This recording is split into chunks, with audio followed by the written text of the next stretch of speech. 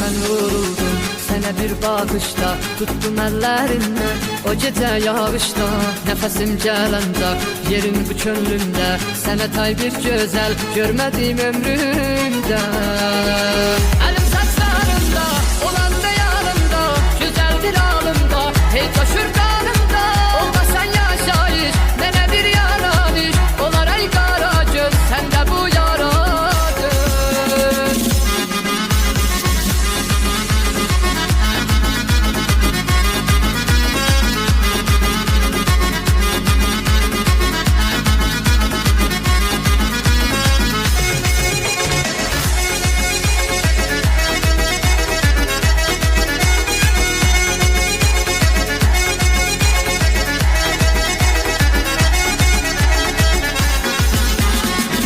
Mənim canımsan, nə gözəl yarımsan, xəstələnsən bir gün, mənim dərmanımsan. De görüm sən özün, necə sənsiz özün, olmasan sən razı, yolda qalsın gözün.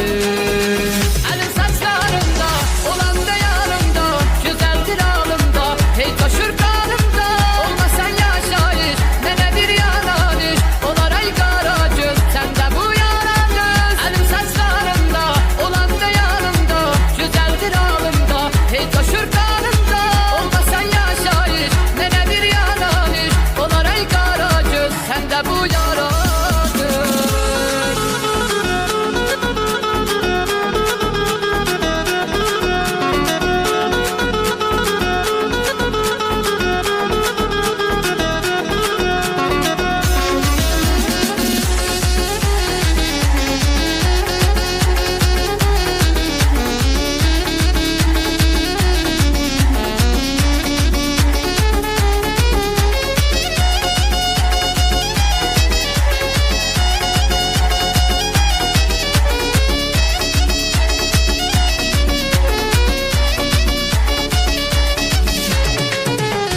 Gözlərim məni aldı özü, nə apardı sevgi, məni saldı dərdə.